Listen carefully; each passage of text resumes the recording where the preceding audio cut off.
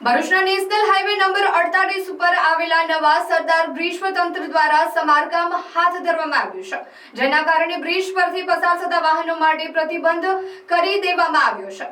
Cable bridge પર diversion આપવામાં આવ્યું હોવાના કારણે બંને છેડે ટ્રાફિક જામની સ્થિતિ સર્જાઈ રહી છે, જેથી વાહન ચાલકોને ભારે હાલાકીનો સામનો કરવો પડી રહ્યો છે। ભરૂચના જાડેશ્વર ચોકડી પાસે હાઈવે અને વાહનોનું પાર્કિંગ પ્લોટ બની ગયો હોય તેવા દ્રશ્યો સામે આવ્યા છે।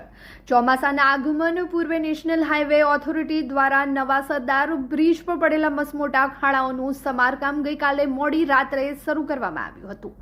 બ્રિજ બંધ થતાં જ તમામ ટ્રાફિક કેબલ બ્રિજ પર વાળી દેવાયો અને પરિણામે હાઈવેની બંને લાઈનો પેક થઈ ગઈ છે, જેથી વાહન ચાલકોના પૈસા અને સમય બંનેનો અહીં વેડફાટ થઈ રહ્યો છે। અત્રે જણાવી દઈએ કે જૂના સરદાર બ્રિજ પર છેલ્લા 3 વર્ષથી ભારે વાહનો માટે પ્રતિબંધ છે।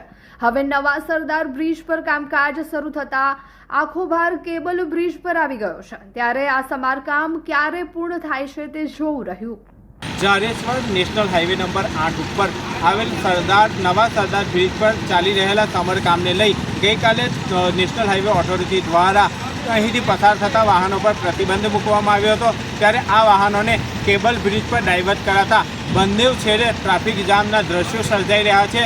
ત્યારે હાલ નવા સરદાર બ્રિજ પર પડેલા મસ્ત મોટા ખાડાઓને લઈ તંત્ર દ્વારા ચોમાસા પહેલાં જ આ કામગીરી હાથ ધરવામાં આવી રહી છે, જેને લઈને સતત ટ્રાફિક જામના દ્રશ્યો પણ જોવા મળી રહ્યા છે। ત્યારે તંત્ર દ્વારા આ કામગીરી કેટલાક સમયમાં પૂર્ણ કરવામાં આવે તે જોવું રહ્યું। Channel in Bharuch Nitin Ahir.